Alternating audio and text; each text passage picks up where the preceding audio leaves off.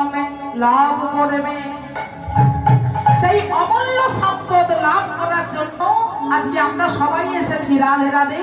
তা চোর চোর খেলা খেলছি।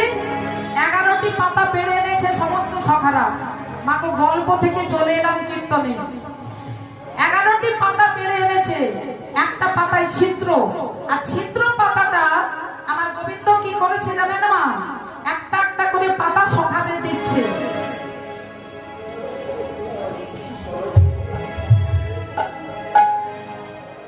এই দেখেছেন পাতা, আর এই পাতার মধ্যে ছিদ্র পাতা।